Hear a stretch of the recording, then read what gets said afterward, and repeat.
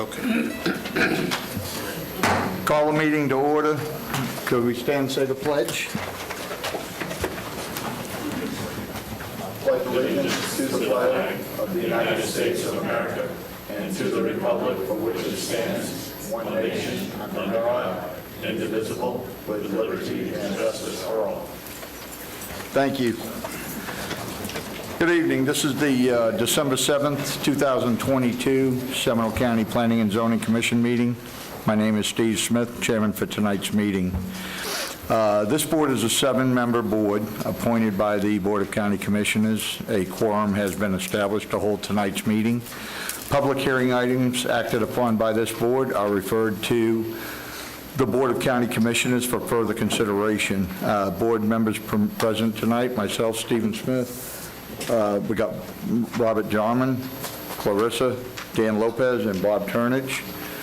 Staff present tonight, we have Rebecca Hammock, Mary Markowitz, Paul Chipak, attorney, Bill White, Doug Robinson, Annie Silloway, Tyler Reed, and Stacy Henry.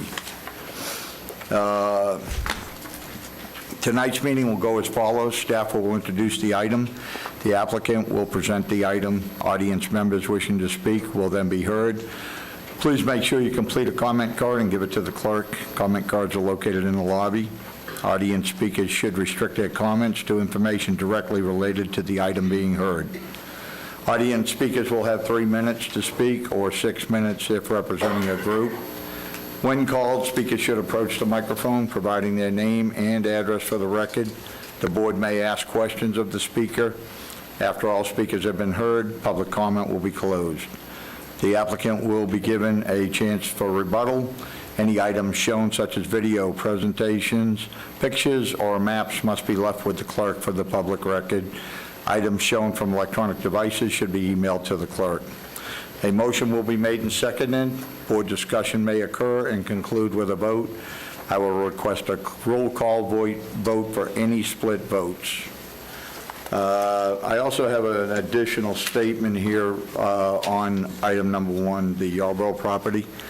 The process followed at the BCC meeting on February 12, 2008 to create the Creekside Acres plat was consistent with the requirements of the LDC Section 30.109 cluster provisions. The 300 units are clustered from the property placed under open space easement. No new units were created. The open space easements has preserved tracks 1 and 2 in perpetuity, which consists of 5,187 acres, of which 1,017 acres are upland, 2,884 acres of wetland, and remaining being sovereign land. The plat, the development order, and the open space easement were approved together at a public hearing 2/12/08 and are dependent on one another to remove the density from track 1 and 2 in perpetuity, calculate and limit the density to 300 units based on acreage. Assign those existing available units to track 3. The documents are recorded in the official public records as follow. Creekside Acre Plat recorded at Plat Book 74, page 1. Development order recorded at OR Book 6928, pages 10818 through 1026. Open space easement recorded at OR Book 6928, pages 1027 through 1043. Tonight, the Planning and Zoning Commission will be reviewing the preliminary subdivision plan, PSP, in accordance with LDC Section 3513. Review of the preliminary plan, the PSP, shall be reviewed by the P&Z for compliance with LDC Section 35.43. Required submittals for the preliminary plan, the P&Z decision may be appealed to the BCC. Any comments on this matter should be limited to the review of the PSP and compliance with the PSP submittal required under Section LDC 35.43. Thank you. I appreciate that. Mr. Chairman, I move we accept proof of publication. And second? Second. All in favor? Aye. Mr. Chairman, I move we accept the minutes as corrected, which we all received copies of recently, just tonight. Second. Corrected some I'll second. typos and so forth. Okay. All in favor? Aye. Aye. Motion carries. And we are on to item 1. And who is presenting that? Mary. Yes. Good evening. For the record, Mary Moskowitz, Planning and Development Services. This is a request for preliminary subdivision plan for the Yarborough Ranch subdivision containing 300 residential lots on approximately 1,313 acres, zoned A5 rural and A10 rural, located on the east side of Snow Hill Road, approximately a quarter mile south of Old Mims Road. The property has a split Rural 5 and Rural 10 future land use designation and a split A5 and A10 rural zoning classifications. And the A5 and A10 zoning districts require a minimum lot size of 5 and 10 acres respectively. However, the A5 and A10 zoning districts allow for an optional clustering provision for subdivisions containing residences sited on 1-acre lots. Based on the net buildable acre calculations of the density for the entire project, including tracts 1 and 2, this is 1 dwelling unit per 6.07 acres. As mentioned earlier, pursuant to the Seminole County Land Development Code, Section 30.109, option cluster provisions, Tract 3, as shown on this slide, is entitled to be developed as a subdivision with a maximum of 300 units on 1-acre minimum lots, with an additional 40 acres of open space conservation on Tract 3. The provisions of the subdivision, the proposed subdivision, has 232.92 acres of open space conservation on Tract 3. This slide shows all 3 tracts of the Creekside Acres plat. The DO for the Creekside Acres provided for perpetual, I had trouble with that one too, open space easement to be executed encompassing the 1,000 upland acres on tracts 1 and 2. Furthermore, the entire over 5,000 acres of Tract 1 and 2 are owned by the St. Johns River Water Management District and are currently utilized as an open space park. So just, I know this was talked about a little bit, but just to illustrate, so Tract 3 is the one on the east side here, and then Tracts 1 and 2 are now being used as the open space park. The proposed subdivision has been evaluated for consistency with the Seminole County Land Development Code and comprehensive plan policies related to rural cluster development and rural cluster subdivision standards within policies FLU 11.4 and FLU 11.18. To support policy FLU 11.4, the PSP includes a setback of 120 feet from Snow Hill Road, thereby providing additional open space adjacent to the road, and clustering the units to maximize this open space within the development. Consistent with policy FLU 11.18, the proposed PSP provides a trail system that connects the open space to the residential home. In addition, the lots are arranged in a contiguous pattern that minimizes impacts to natural features.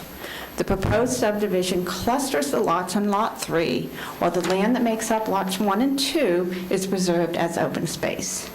In addition, the proposed subdivision on Tract 3 is further clustered as described above by locating lots outside and around the wetlands on the property.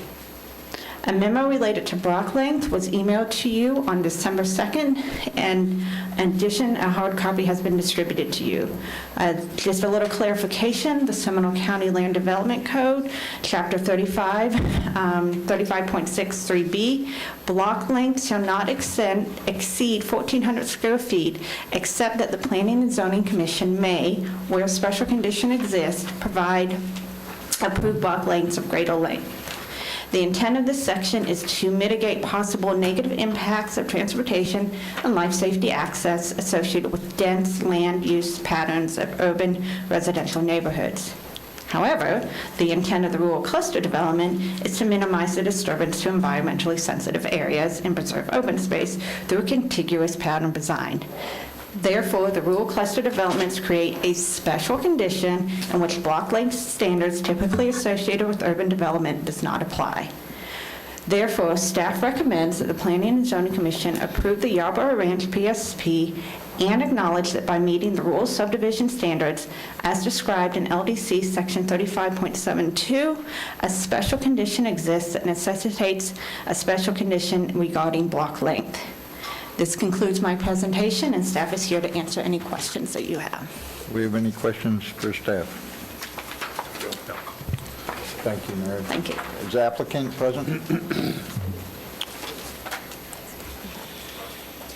Good evening, Chairman and Commissioners. My name is Becky Wilson with 215 North Eola Drive, here on behalf of the applicant.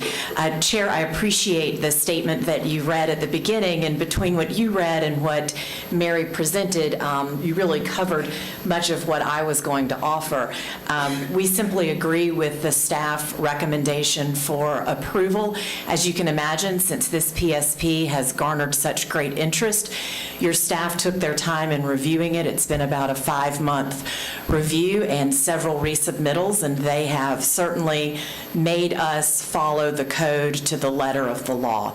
Just a couple things I want to point out, and that is the cluster provision in your code requires that each lot be a minimum of 1 acre. So each one of these lots is 1 acre or larger. It also requires 100 feet of frontage on the road, and we meet that standard in all of it.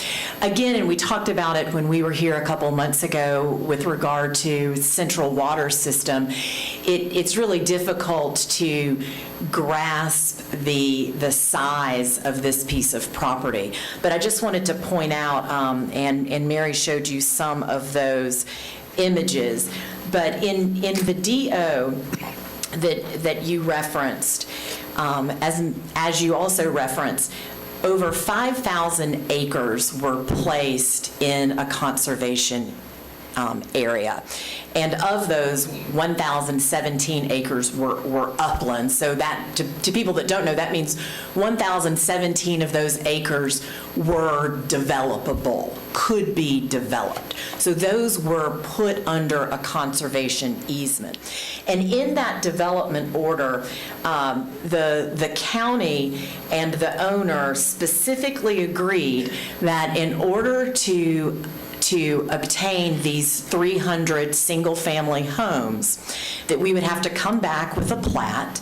And when we brought that plat back, this is item 3D, it states that at a minimum, we must have 40 acres in Tract 3 as open space. And if you turn to the actual PSP, it is C035. We have provided a total of 700.63 acres that remain undisturbed. 466.35 of those acres are wetlands, and 234.2 are upland open space. So we were required at a minimum to provide 40 acres of upland open space, and we're coming with 234. So not only did we meet that, but we're actually pretty proud that we have exceeded that requirement. Unless there are any questions for me in particular, I'm happy just to reserve time to address any concerns we may hear from the neighbors. Do we have any questions for the applicant? No? Okay. Thank you. Thank you. All right, let's see, we'll start off here with Constant and Frank. I can't read your writing very good, but Yeah, it's hard to write without tables. Which mic? Thank you. Constance Riley. I live at 165 North Jungle Road in Geneva, and I've owned my property since 1990. And mostly my concern, I do oppose this development. I'd like to know what research has been done into the water, the surveys. You turn my mic off? No, ma'am. What has been done to look at the impact on all our homes and our water? You know the flooding that just happened with the last 2 hurricanes. So can you address that? What kind of surveys have been done for the Geneva bubble, our water, adding this many homes, and how it's going to impact our homes? I'll address that back with staff after we're done with public comment. That's our biggest concern. Okay. Thank you. Thank you. Sharon Digby?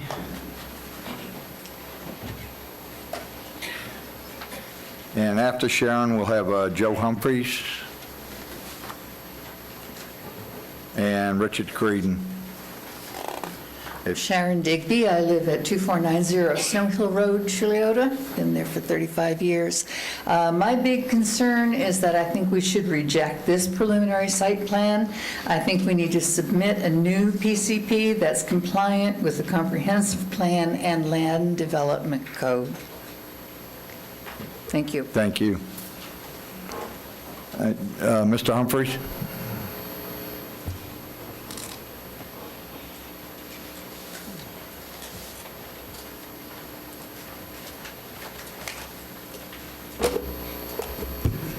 Joe Humphreys, 883 Cardinal Point Cove, Sanford, Florida.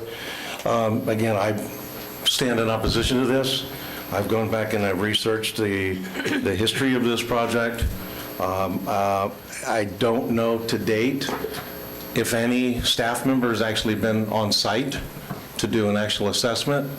I recently spoke with the engineer, the lead engineer for the who's doing the basin study for Lake Monroe and the Lockhart Canal, and his comment to me was, without an engineer setting foot on site, or for any engineer to submit a plan without being on site, should not be allowed to work.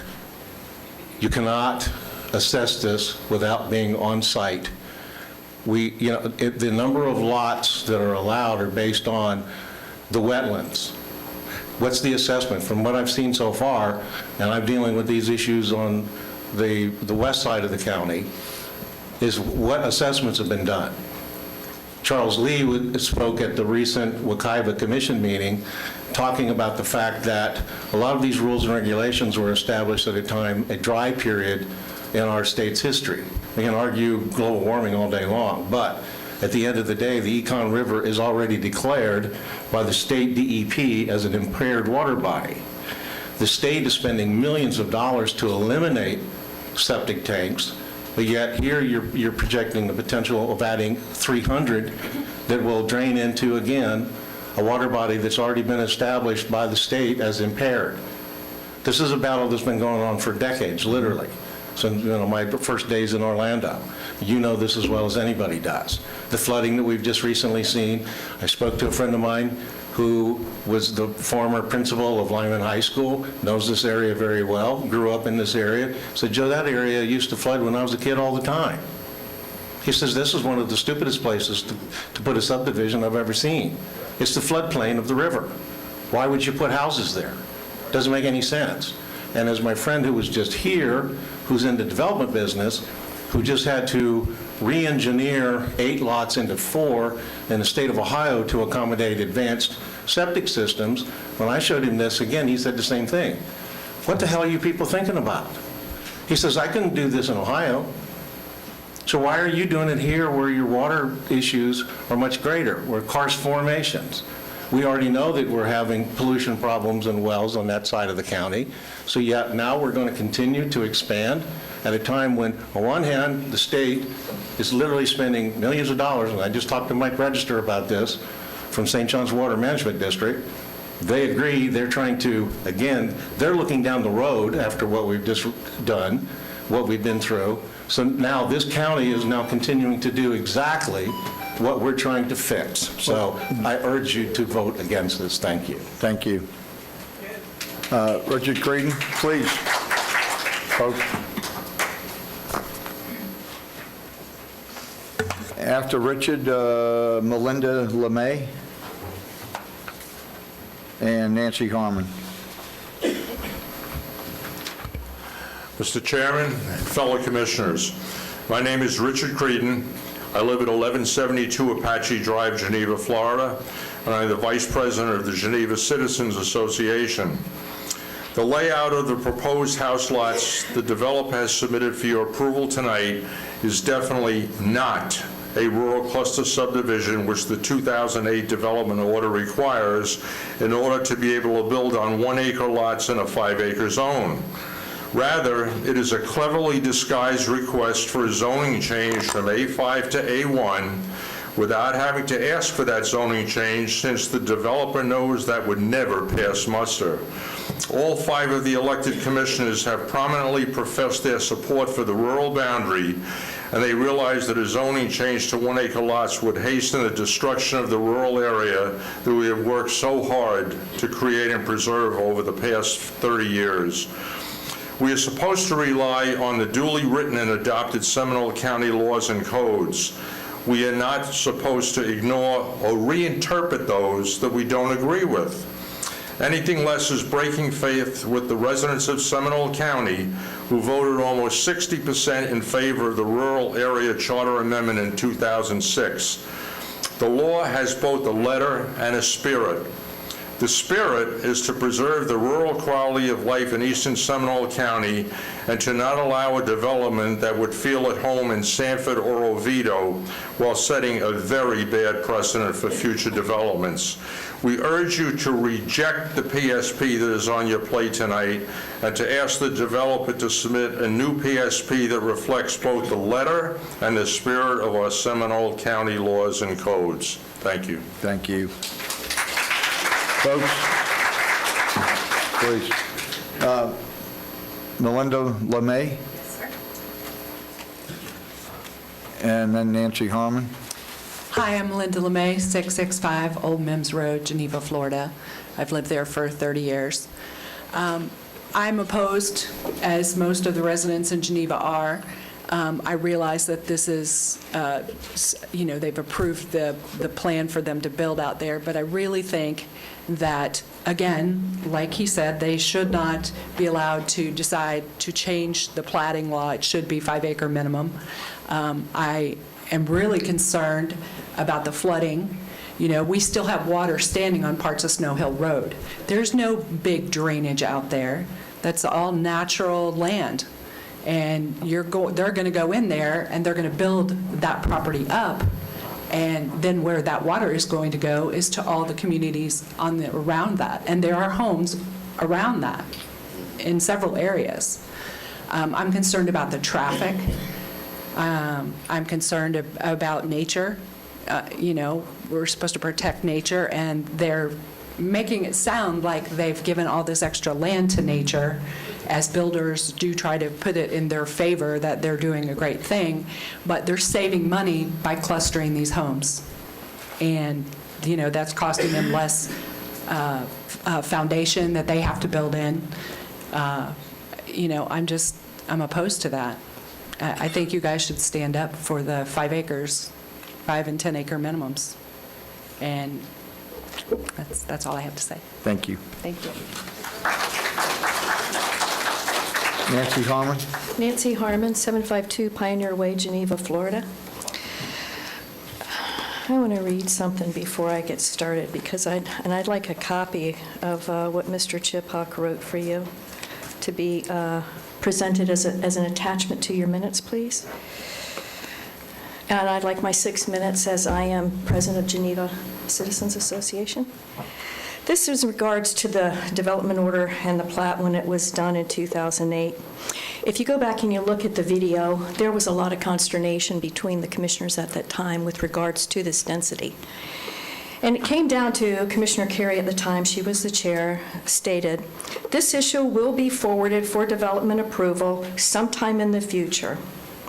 She said the board has only authorized the chairman to execute the final plat, not the development order. Okay, I just want to put that out there. She didn't have the authority to do that, but she did. All right. I'm requesting that you do not approve the subdivision plan based on the fact that it says it is authorizing 300 homes, and we know the development order said a maximum of. So first of all, we don't know that it would be 300 homes because the engineering, the final engineering has not been completed. Without that final engineering plan, you don't know, as these folks are talking about, where the wetlands are, how far they extend, and truly how many homes there would be. So recognizing that there still has to be work to be done, I believe the minimum or the maximum of 300 homes still needs to be incorporated into your document. Additionally, when we look at the comprehensive plan, FLU 11.4 states that the purpose of a cluster subdivision is not to serve as a vehicle for increasing the lot yield above the number of units authorized by the density designated land use designation. It also states that it should ensure that development along the roadway and corridors improves the visual character of the corridor by encouraging the clustering of dwelling units as long as there is no smaller lot than a half acre, and to ensure in perpetuity, reservation of undeveloped land as open space. If you look at this, those units aren't clustered. The dwellings are not clustered. It's a curvilinear. So that does not comply with 11.4 of the FLU. When we look at FLU 10, I'll send you this, Mary, trends in comprehensive planning, paragraph D states restricting densities and intensities within the ecologically sensitive Wekiva River and Econ-Lahatchie areas. That's what we're supposed to be working towards within our comp plan to ensure that happens. When you look at FLU 1118, it states that rural cluster subdivisions shall be arranged in a contiguous pattern and shall minimize disturbance to natural resources and environmentally sensitive areas. The continuous pattern, if you go back to what 11.4 states, is the dwellings would be clustered. And then they would be in a contiguous pattern to ensure that that the natural resources and the environmental areas are not imposed upon. It also states that open space shall be contiguous and shall contain any environmentally sensitive features of local and regional significance. That's not been met. When we go to 11.4 of the rural cluster development code, when you follow the APA clearly gives guidance of what a cluster looks like in a rural subdivision. If you go and you just look up APA and you type in rural subdivisions, you will see that for a rural area, it's literally like a little circle with houses in it, or it can be a square with houses in it. But in between those clusters is open space. And that's what preserves the natural environment. That's what protects the land from being displaced by development. You're literally protecting that. Additionally, if you look at the open space requirement, it said in the development order that any balance of open space needed at a minimum. This wasn't a gift, the 230 some acres. It's not a gift. It's what's left over when you do the math. So in accordance with that, this plan needs an open space easement in accordance with 30.111 to incorporate that property into the open space and then give it all the rules and requirements for its protection, which states you cannot dredge, you cannot dig it out, you cannot do anything with it other than enjoy it as it is. My time's getting short, and I go, there's a lot of people here, and I'll be seeing you all again on this. I again request that you deny this plan as submitted and ask for a resubmission, and ask that it be resubmitted in accordance with at least the two code references of the comp plan, 11.4 and 11.18, and they can also roll in Part 57, which tells how to develop in the econ area, and it also tells how to transfer density credits to that area. Thank you very much. Ms. Harmon, could I ask you a question? Yes, sir. Are you a planner by any chance? I could be. I've been doing their job. But you're not a professional planner. No, but I will have one available. Okay, fine. But let me just say this- So let me just finish. I'm sorry, Mr. So your Chairman. interpretation is all your personal interpretation? No, it is not. No, it is not. It's based on evidence that I have gotten from the APA. It's evidence from other planning organizations. It's evidence from other states. It's evidence from Osceola County. It's documented that other counties are doing what I'm talking about. So it's not, I'm not creating this. It's not my opinion. I'm reading text and information and providing It it. is your opinion, interpretation of our code. It doesn't have anything to do with any other county. You didn't ask me that. You didn't ask me if I was, you can interpret the code as well as I can, and both of us have the same things that we Okay. call, okay? So your interpretation's no better than mine. It's certainly different, though. It could be, but it doesn't mean it's any better. Okay? I'll grant you that. Thank you. High five. Anything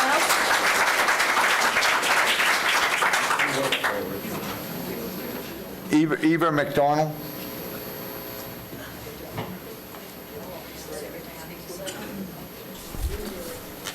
Hello. I'm Good Eva evening. McDonald, 255 Butterfly Forest Road in Geneva. Pretty much everybody here has already said everything I was thinking. Just to add to it, I do not, by no means, support this. And the only other thing I would like to add to what people have already said is I live across from this, and I can see the blinking tower and everything else already because of the pine beetle took down a bunch of trees. And because of those trees and all are missing, we don't really flood because we're at 39 feet, 35 feet above sea level. They over there are 25, 30. But that water floods our direction, percolates through, floods over. And my neighbor's place, she'll get flooded because she is where the water goes down and then down through the park and into the econ. I do agree with the flooding, even though where it's located it's flat, it's going to flood. My other concerns are, because I can see the light already blinking from the tower and all, there's no dark sky initiative put in. And if y'all don't know what that is, it's using low LED light. They use it at the beaches and everything for turtles, but they also use it in Harmony and other developments because that's what my husband does. And it helps with just the glare of everything that you can see. The other thing I have a concern with is fertilizers going into the river, and they don't say anything about using native landscaping. If I really don't want this subdivision, and even if it comes in a small dose of, they're allotted maybe maximum 80, 100 houses that's supposed to be there because of the zoning being A5 and A10 and all, I still like to see something with the Dark Skies Initiative, native land, landscaping and things like that. So that's it. Okay. Thanks. Thank you. Keelan Stewart?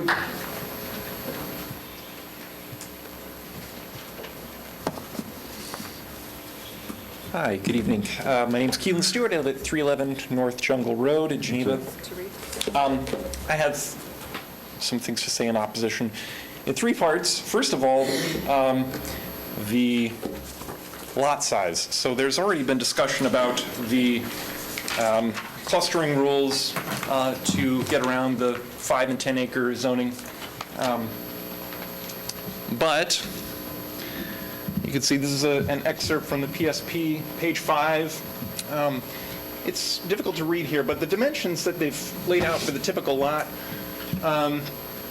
is 180 feet by 215 feet, which, if you do the math, is only 38,700 square feet. 1 acre is 43,560 square feet. So right there, that's already rule breaking.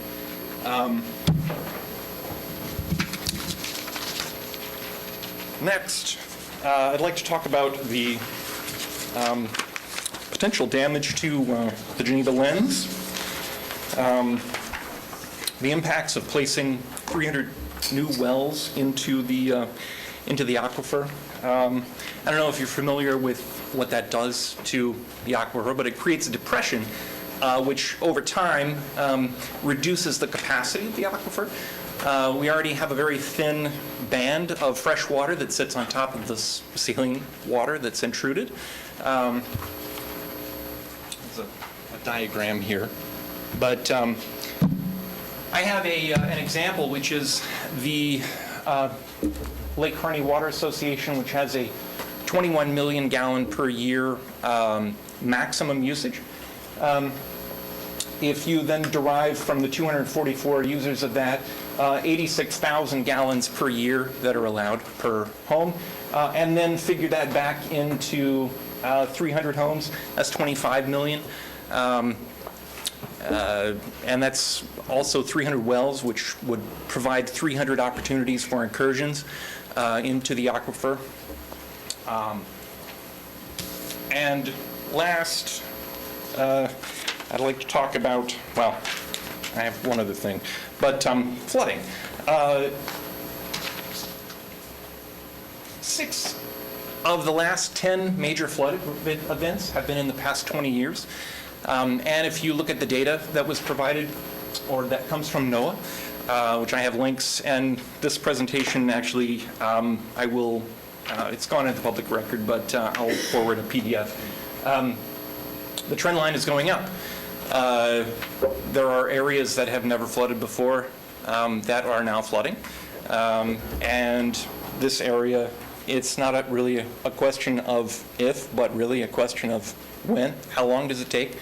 And so if you're not building the homes, if you're building them like you would build them in Oviedo and not like you would build them on stilts, that's eventually going to be a problem. Thank you. Thank you.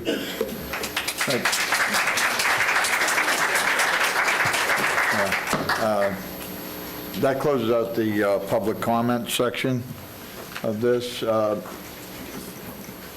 So applicant, if you could address some of the concerns? Sure, thank you.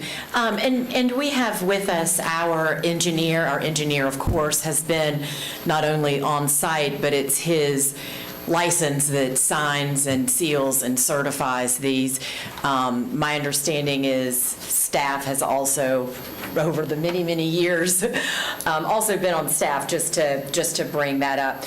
With regard to the allegation that we are somehow trying to rezone these properties without actually rezoning these properties, completely ignores the fact that we started with, which is over 5,000 acres were preserved, over 1,000 of those acres were upland developable, and the math worked out so that we could place 300 single-family units on this particular land. And when you read the cluster provisions that are found in your code, they specifically call out how you cluster.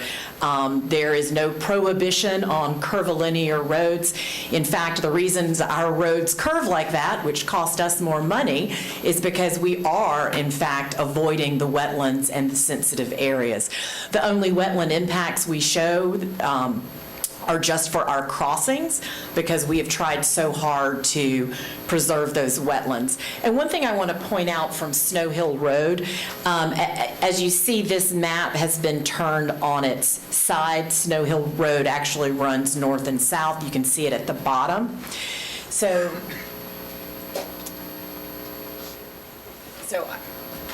I don't have a microphone over there, but what I'm pointing out is that you are not able to see any of the residences from Snow Hill. We tried very hard to make sure that those homes were behind that first group of wetlands. There is one lot that is being retained by the owners. So that counts as one of our 300, and that may have a house on it that you may be able to see, but I think that one's around 5 acres. With regard to the minimum lot sizes that were shown on sheet 5, what that calls out is our minimum frontage. Like I said, the minimum frontage has to be 100, and it also called out minimum depth, which has to be 180. As you can see from this, there are a variety of sizes. Some of those have 100 feet of frontage, but much larger depth. And then some are longer in the front and shorter. But those were just setting our minimums, but the minimum also must be that 1 acre lot. I do not think that the speaker, Ms. Harmon, really wants us to comply with the comprehensive plan. As you may know, your comprehensive plan contemplates clustering, allowing down to 1/2 acre lots. Instead, we did not choose to implement that 1/2 acre lot clustering, but went with what's in the Land Development Code, which requires the larger 1 acre clustering. With regard to stormwater, we have our engineer here, if you all have any specific questions for him, but we do have to go through permitting both with the county and with the Water Management District, and we are having to include, as you can imagine, stormwater both for retention and treatment. And as you all know, the Water Management District in your county, they do not let us allow any flow that did not occur prior to development to flow post development. And I think that's all I had in particular, unless you all had questions for me. Have you completed a complete environmental study of the property yet? Yes. Okay. Bugs, bunnies, yes. Wetland flagging, yes. Okay, thank you. Yeah. It was alleged that you might exceed 300 homes. That's not the case, is it? No, I mean, I can sit here and count them for you. No. Yeah, it's 300. I think it was alleged as you got into development, you might add lots. I don't know how that happened. We can't. So this is, as you know, Commission, this PSP is usually approved by the board, and unlike when we were here a few months ago talking about the central water system, in that instance, you were sitting in a legislative capacity. So you had a policy, I suggested a policy, we could say who had a better policy or not policy. In this instance, you all are sitting in what I consider a ministerial role or a quasi-judicial role, where you are having to take competent and substantial evidence and weigh it against what's found in your Land Development Code and your comprehensive plan. Competent and substantial evidence includes our submittal, because it has been signed and sealed by our engineer and our traffic engineer. It also includes your staff report, which reviewed it and gave you competent, substantial evidence that this is in compliance.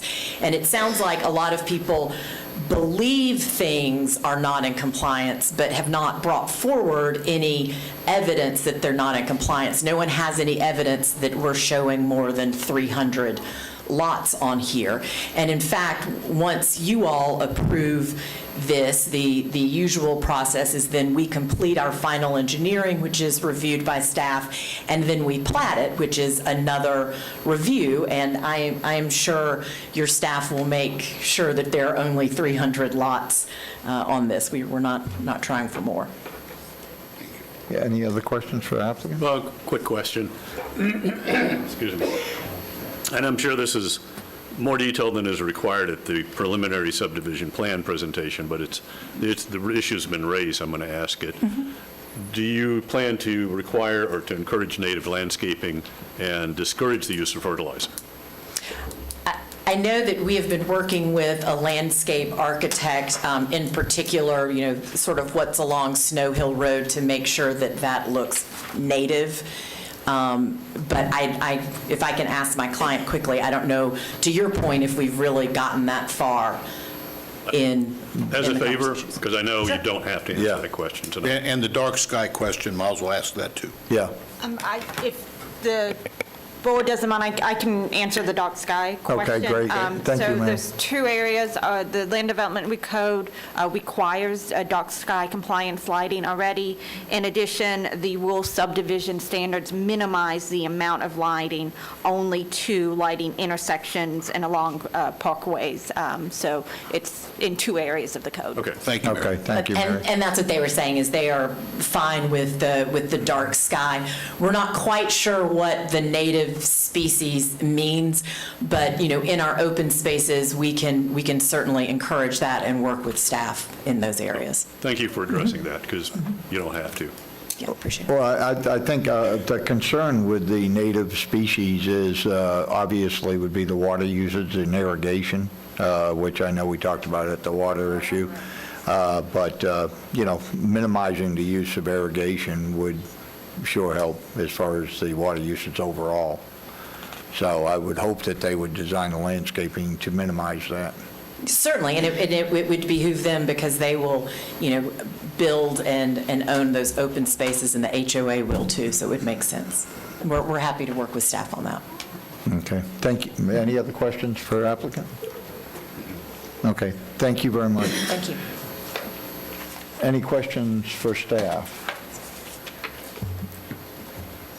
Well, you're getting out easy, Mary.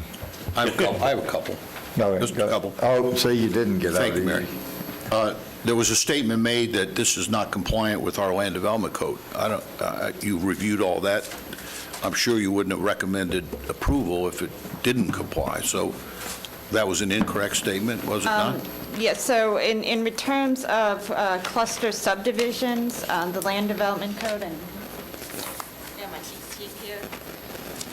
So Chapter 2 definitions of the Land Development Code defines a cluster development, a development usually residential in which lot size are reduced while the overall density is not increased, thereby creating common open space areas which are permanently restricted from development through recorded binding legal instruments. And then if you look on, and I know you can't read it on that sheet, but I believe that's sheet C, 35035, there is a note that says, all remaining open space shall be preserved in perpetuity through the use of an open space easement in compliance with Seminole County Land Development Code, Section 30.111. So that's where that open space easement document will come in. Thank you, Mary. Any other questions for staff? Okay, thank you, Mary. All right, do I have a motion? Mr. Chairman, I'd like to move that we recommend the Planning and Zoning Commission approve the Yarborough Ranch preliminary subdivision plan and acknowledge that by meeting the rural subdivision standards as described in LDC Section 35.72, a special condition exists that necessitates block lengths in excess of 1,400 feet. A second? Second. Let me just make one small correction to his motion. He said recommend approval, that's what we normally do, but we're approving this. Is that not correct? That is correct. For the record, Paul Chipok, Acting County Attorney. On review of the preliminary plan under Section 35.13,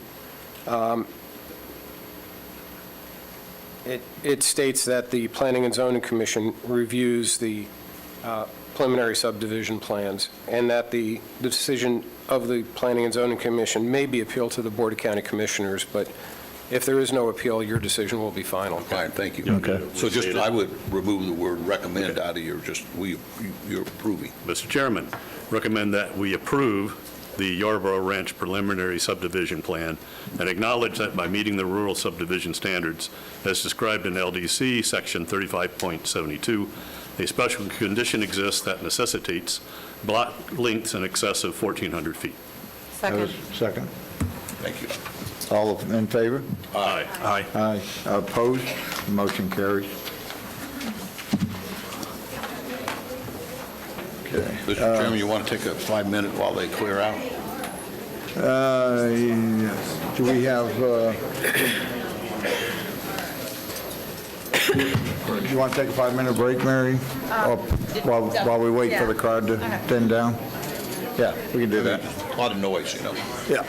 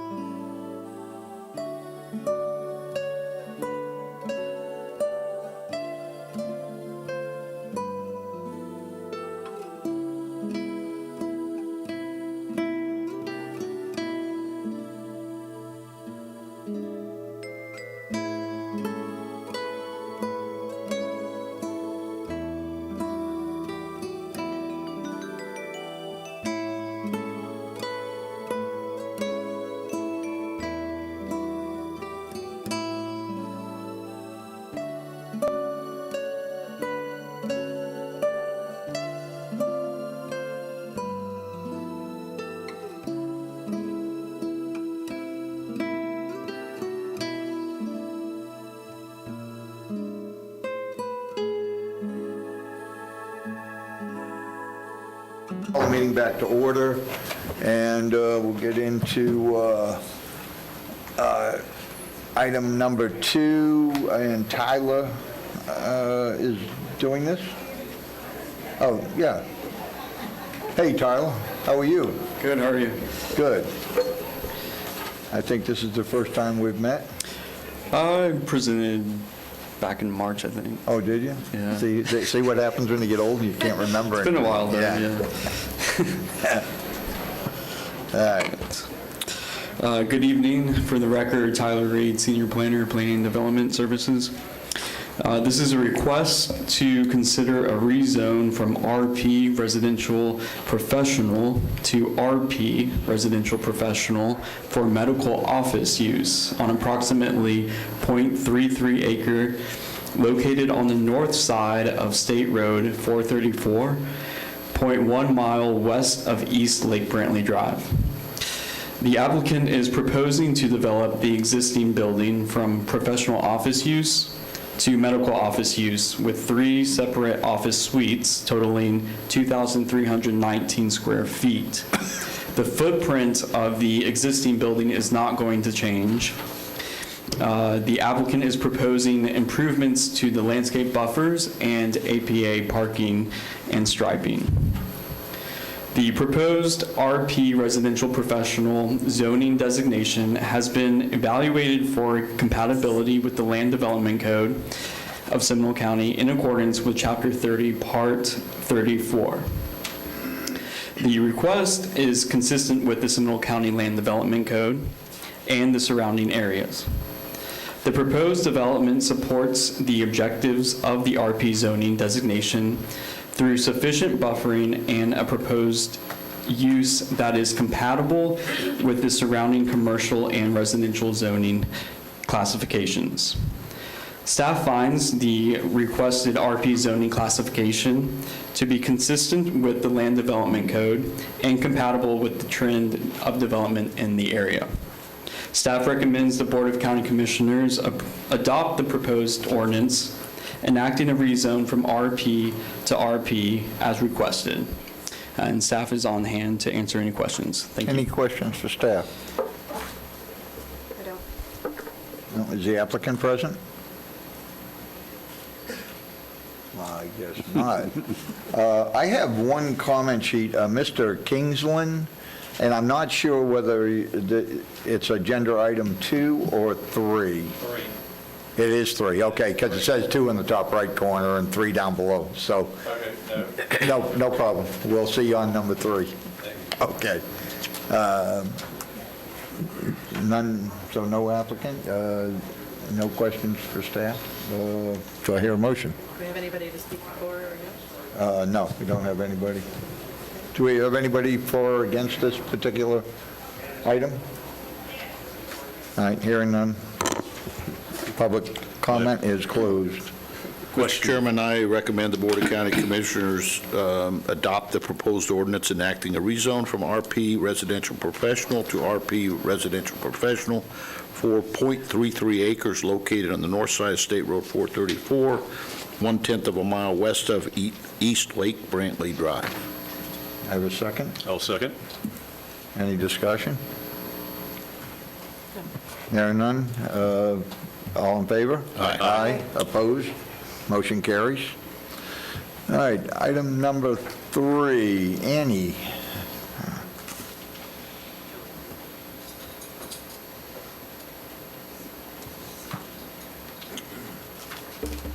Hi, good evening. Annie Silloway, Senior Planner with Development Services. Good evening. Good evening. I will be presenting Townsend Greenleaf Small-Scale Future Land Use Map Amendment and Rezone.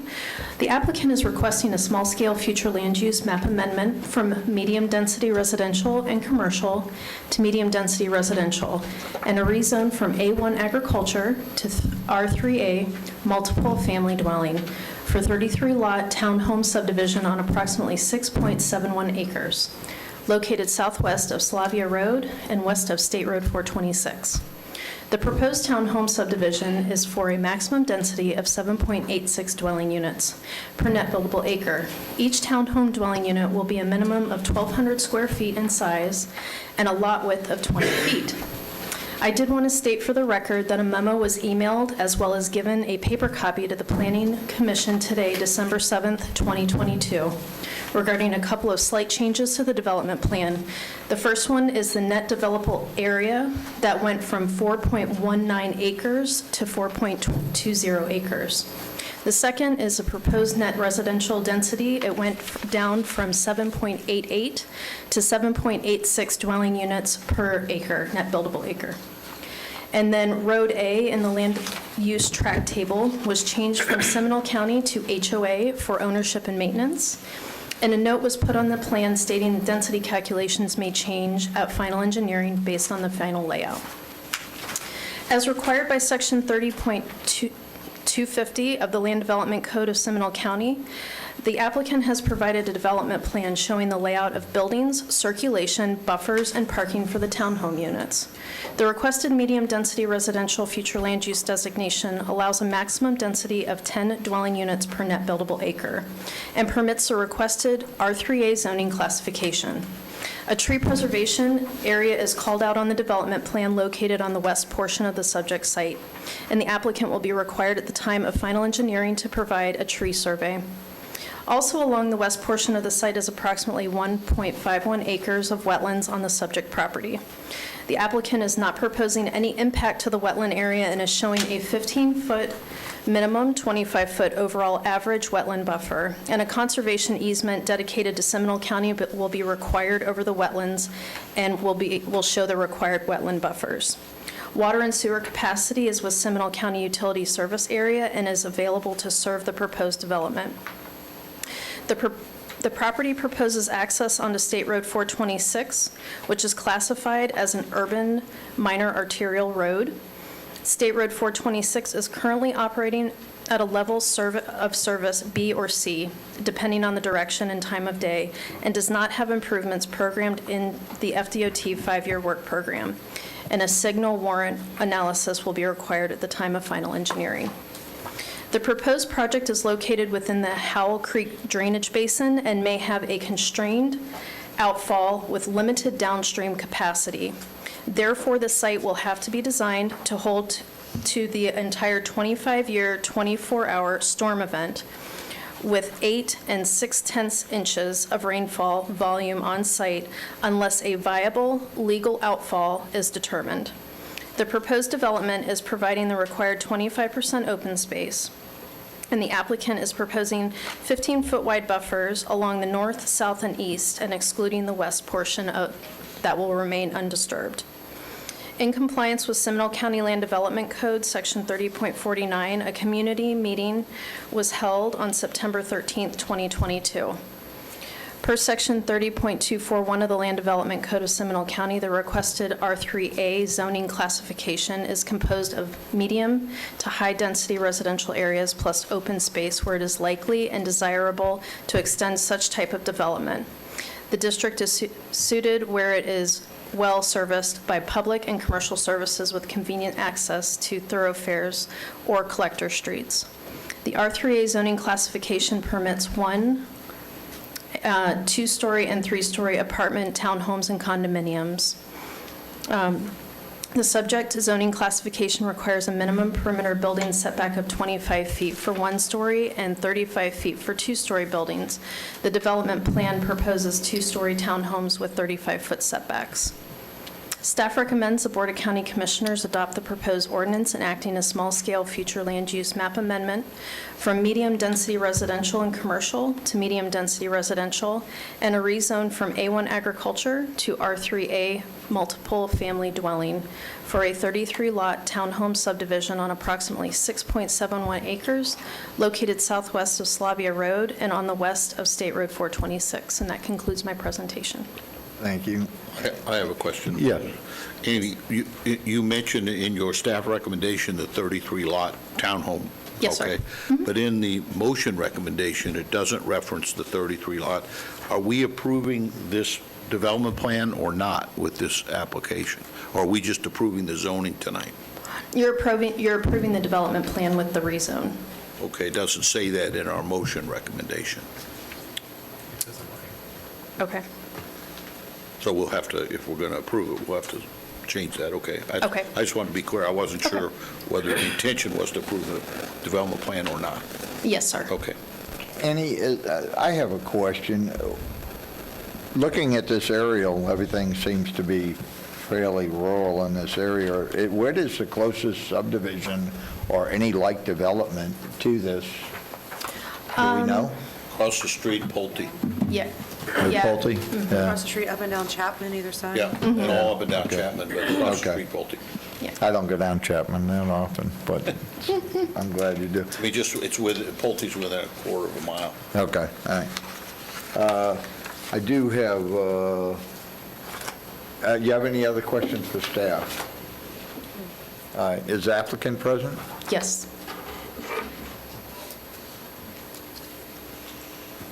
Good evening, Mr. Chairman and members of the commission. My name is Doug Kelly. I'm with England, Timms and Miller, Land Development Manager, and we've had a chance to review the staff report and respectfully request your support in this particular rezoning and land use change, and available here to answer any questions you might have. Do we have any questions from the board?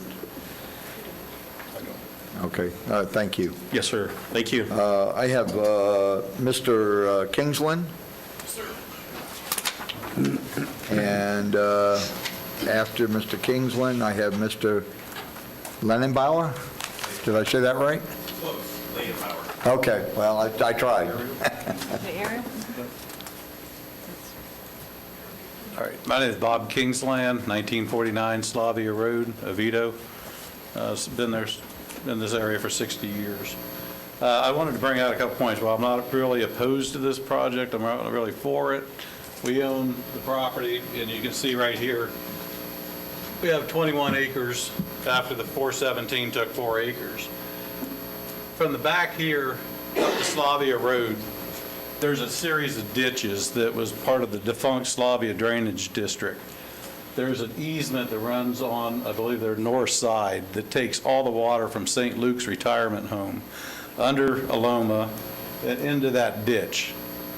The county has no jurisdiction on that ditch. They're relying on private landowners, the Lucases and myself, to run that water up to a 90-degree turn and then down to 417. And I think they brought out that it flows into the Howell Creek subdivision. The county has less than 90% easements from where that starts up at, I guess, Bear Gully Lake and runs down to Lake Jessup. So if you get a strainer, any type of problem in that ditch, you have no capacity to go in and do it. I would be more than happy to give you an easement for what I have if you promise to maintain it and take care of it. But right now, I'm getting flooded. Since our community meeting September 17th, they're supposed to hold 25 years of water. Our property has gone underwater twice. I don't feel that old. You know, I really don't.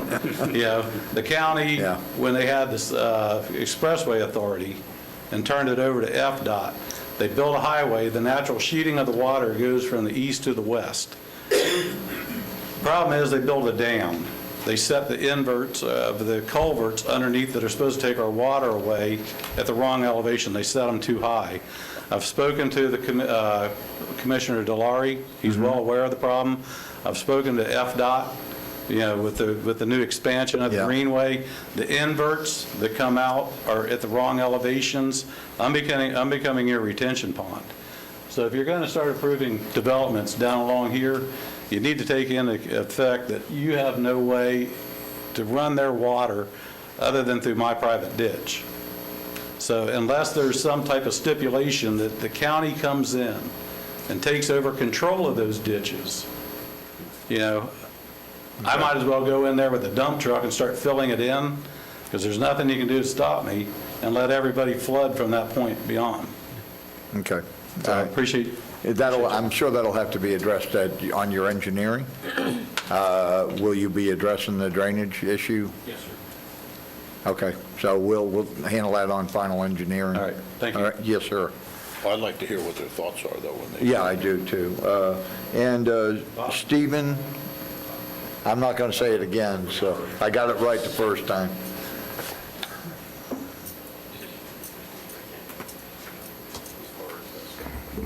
I'm Stephen Landbauer, 884 Benchwood Drive, Winter Springs, but I'm representing St. Luke's Lutheran Church and School, which is right across the street from this development. Our school currently has about 800 students, and the preliminary drawings show an entrance directly across the street from our main entrance. This entrance, which is a combined entrance for both us and the Lutheran Haven, who is your next request actually tonight, which has about 300 elderly residents, is backed up in the morning and afternoon on school days due to the traffic on State Route 426. This location will, to me, then create an additional unsafe situation on those school days. It's not just our traffic, though, that backs up on that road. It's also Masters Academy, which is around on Slavia Road, and all of their traffic backs up on 426 as well. Secondly, the Greenleaf entrance also crosses the Seminole Trail. This is a much-used bike path, and even for the individual homeowners who live there, crossing the path has resulted in many near misses. 33 homeowners crossing that one spot throughout the day is definitely problematic.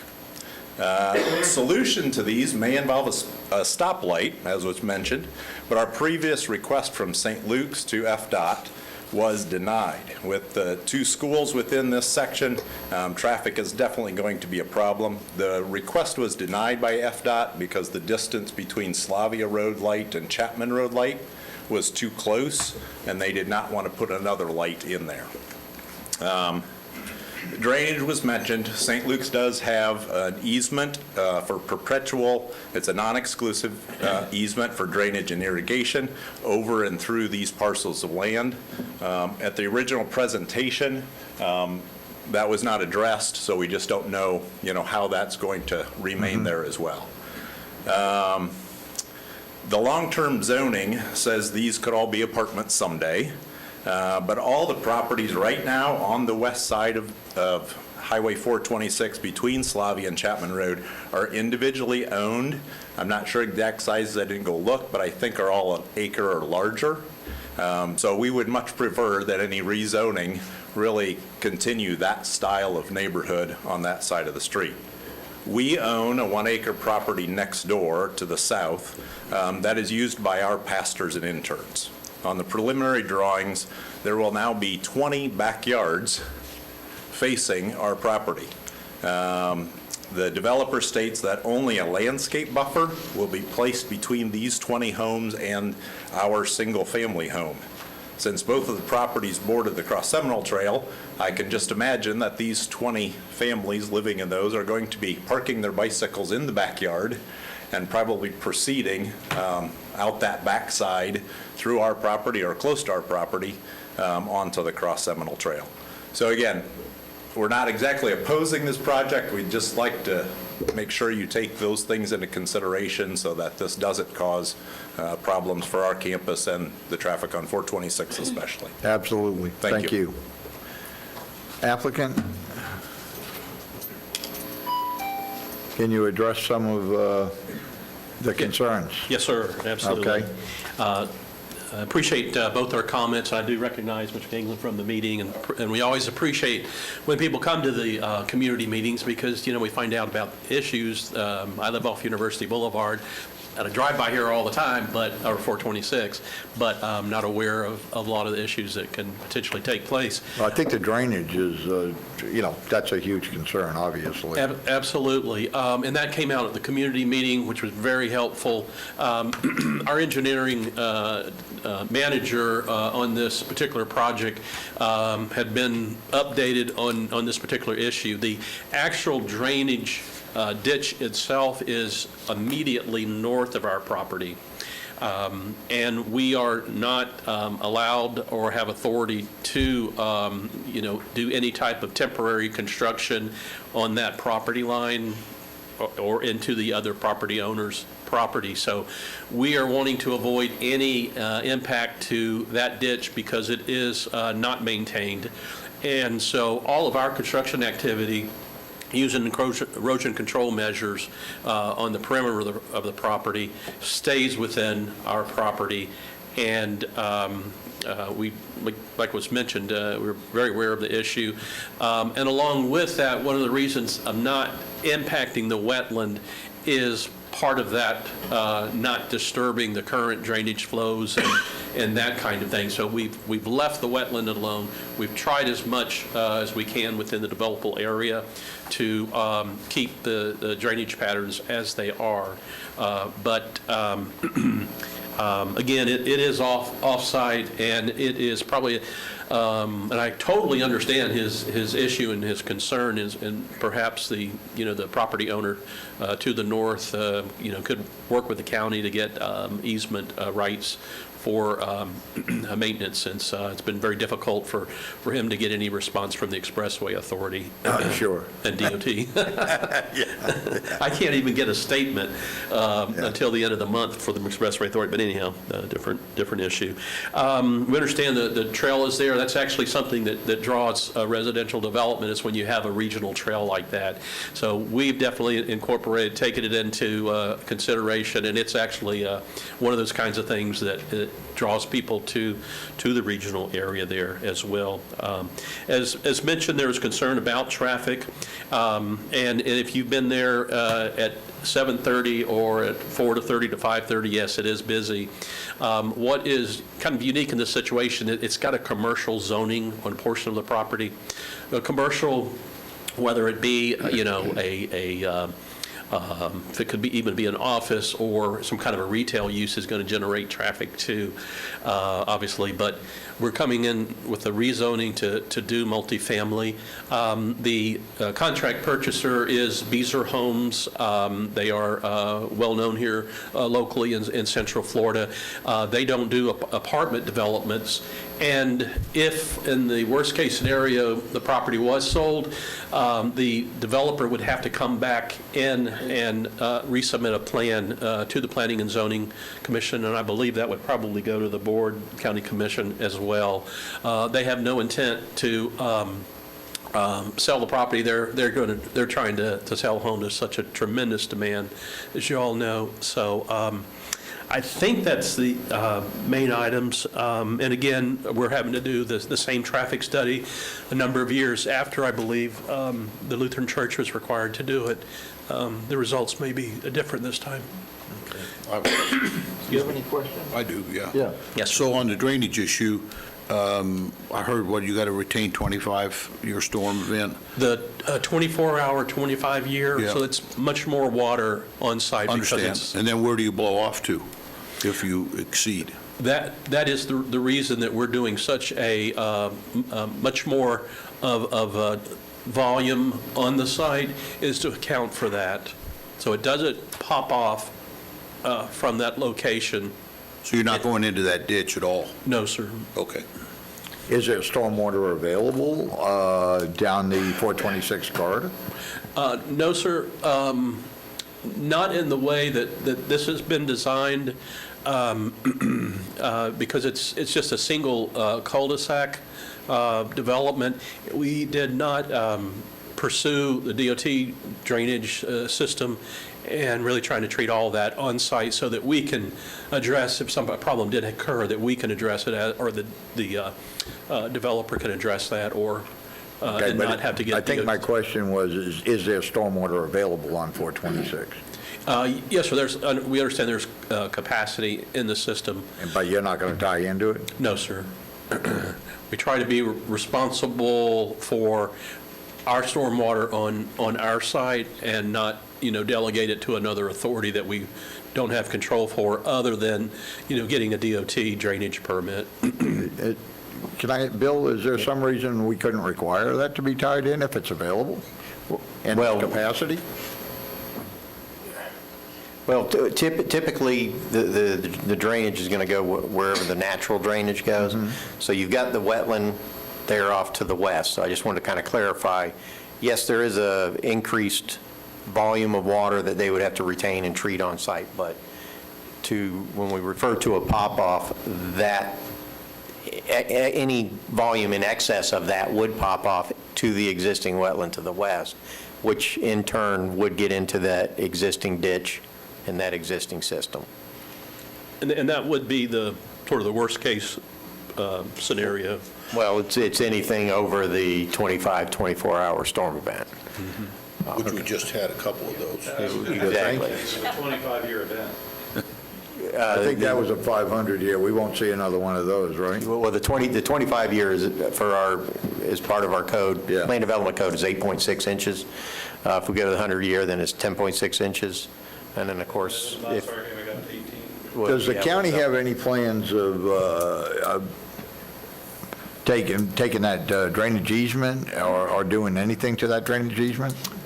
Well, I certainly do want to talk to them as far as the ability for the county to get if he's willing to dedicate an easement, I believe the county would probably be willing to do the maintenance on it. Okay, it sounds like you're willing to do that? I'm willing to do it, but I don't have to ditch. Phil Lucas owns the other Yeah. half, so you're going to have to deal with two of us. Well, that, And we've done developments down in Osceola County where we've, built retention ponds, Mhm. and the pop-off doesn't go out as they're talking. It goes into FDOT right away along 192. okay. It sounds like it can be worked out, though. I don't have a problem with, as long as you all maintain it, I'm Right. tired of spending the money on backhoes. There you go. One other question on the south side. One more question. Oh, On the right-of-way, on the entrance coming in and out, do you have deceleration lanes, or is it just a straight driveway for 33 units? At this point, it's a straight right turn into the unit. The volume that we're generating wouldn't require the decel lane, at least when we went through the development review process at that time. Well, let me just clarify on that. As far as the northbound trips, there is a current deceleration Into the lane there. site, correct. So Okay. they would have a deceleration lane on 426 for the Okay, northbound. okay, so there would be And then, something of course, there. as far as the signal goes, that, as part of their final engineering, that is they're going to have to do a signal warrant analysis, and of course, if a signal is warranted, then there'll be the installation of a signal. I have one other question. The trail system, is this the same trail system that ties in to the bridge over? Yes. And goes in front of the Home Depot entrance at two spots? yes. Okay, I just wanted to make sure I was talking about the same one. That's to the north. I have one other question. Are you willing to increase your buffer to your south neighbor above code, do something for them on their, at least part of your property where their house is?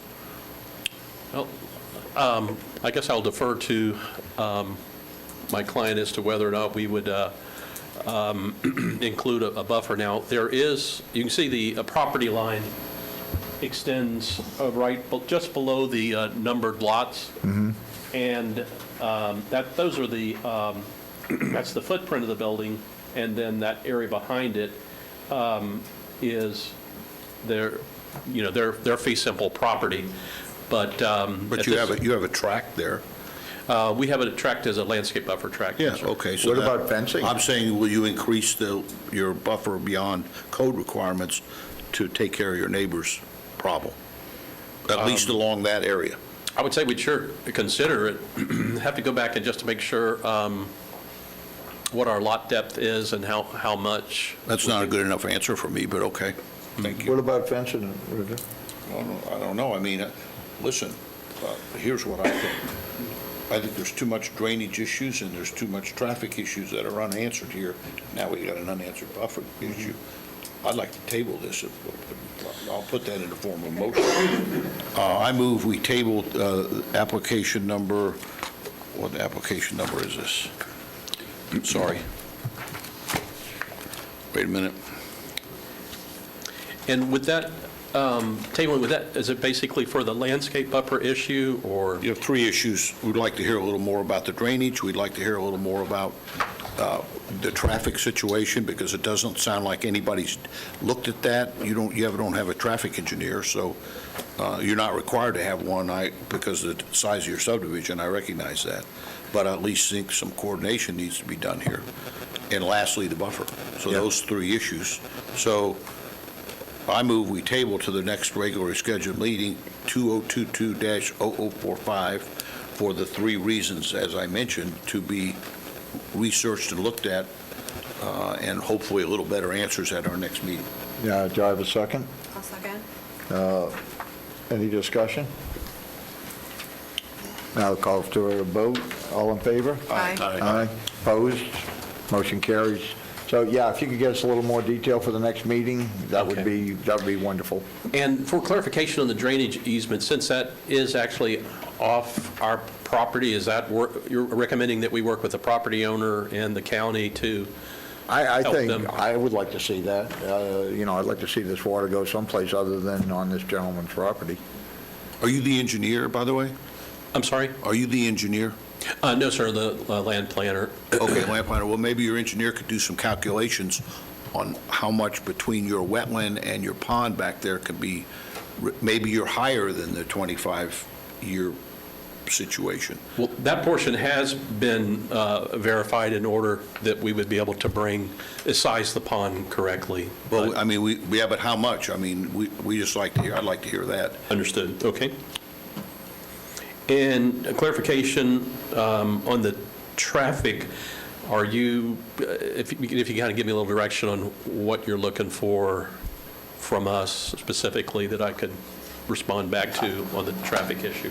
Maybe you come back and say you're not doing anything. I don't know. The issue was raised with what the problems are around there. You have no southbound decel lane, I just heard, right? That's correct. Okay.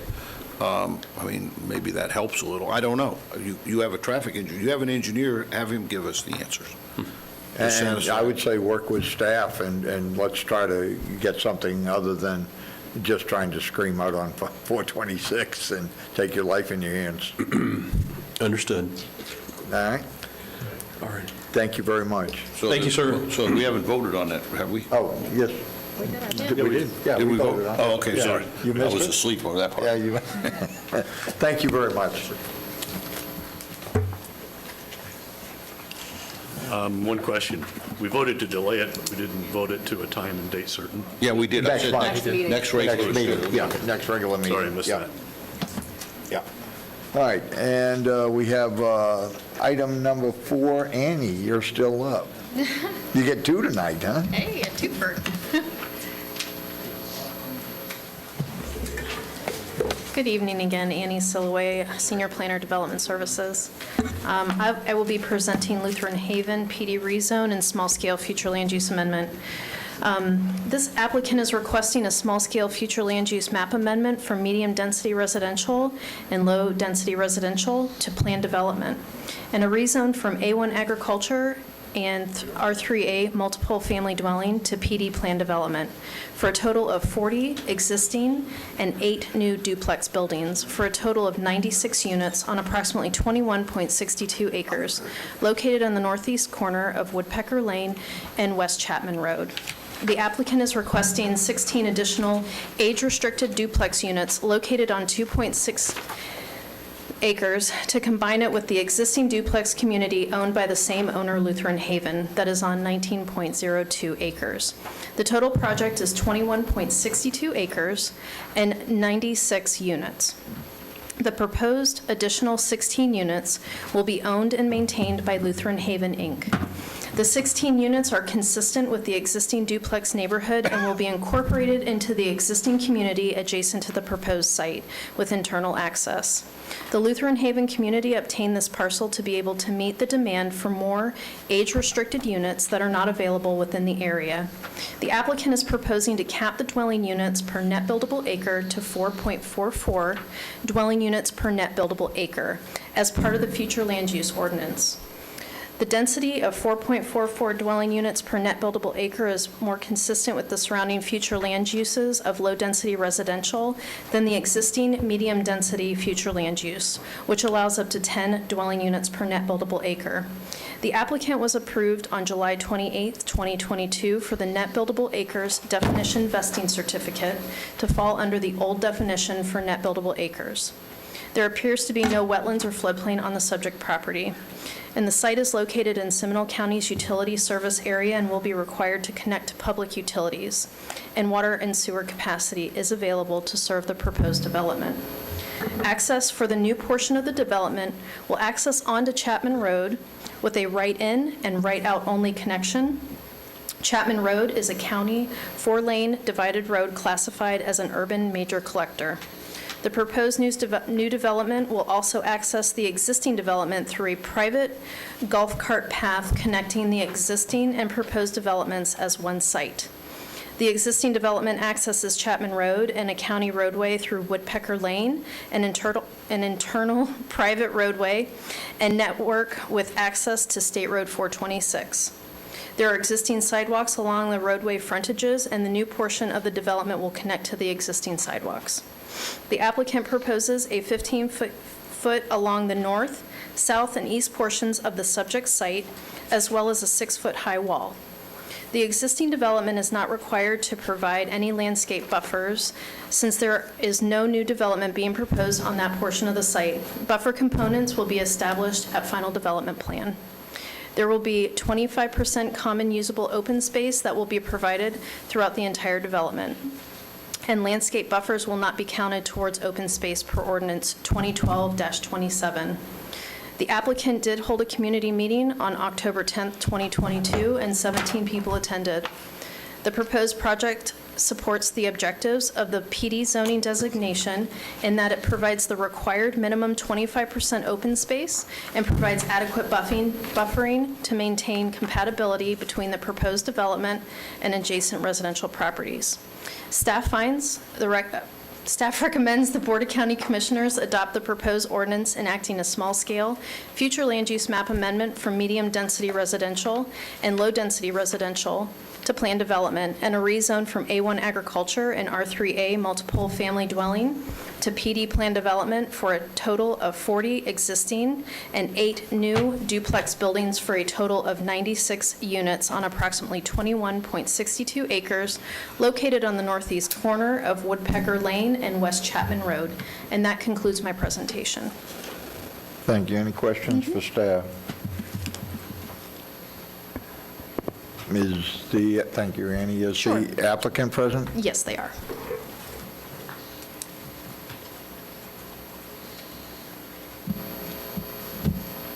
Good evening. My name is Constance Silver. I'm the civil engineer for the project.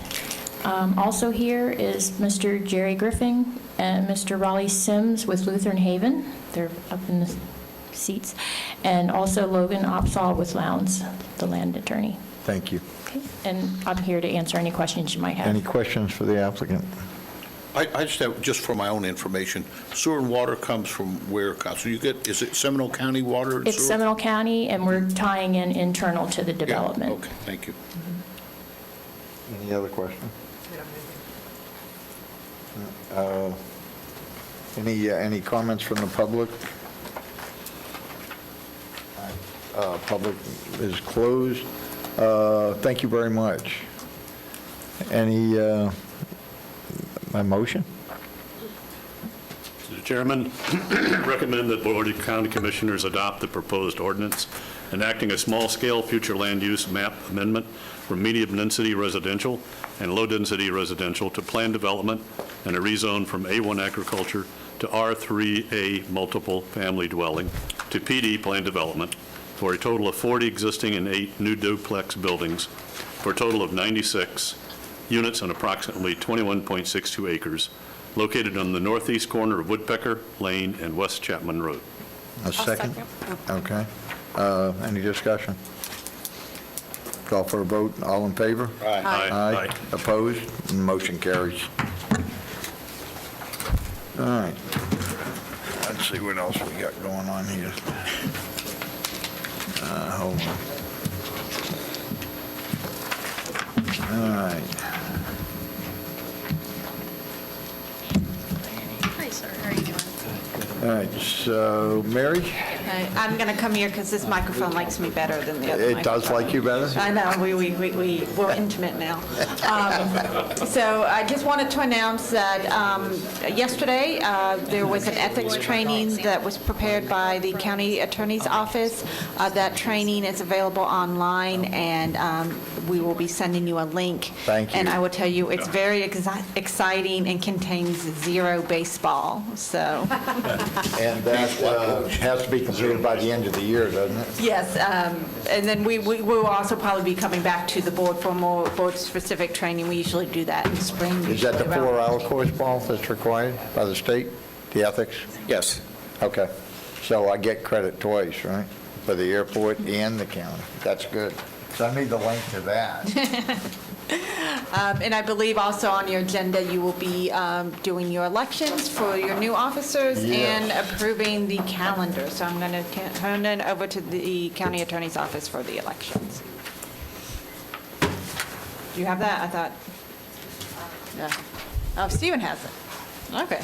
What do I have? You have the Oh, I do. Instructions. Open the floor for nominations for chairman. Mr. Chairman, since she never got to finish her term because of her pregnancy, we'll give her one more chance and nominate Carissa Lawhon. I know Bob would be up, but in a tenth, you're going to have to wait another 12 months. So I nominate Carissa Lawhon. Do I have a second? Second. All right. Any other nominations? All right. Call for a vote. All in favor? Aye. Opposed? You get this. Don't let it happen again. So, Mr. Chairman, for Does this mean another baby? No.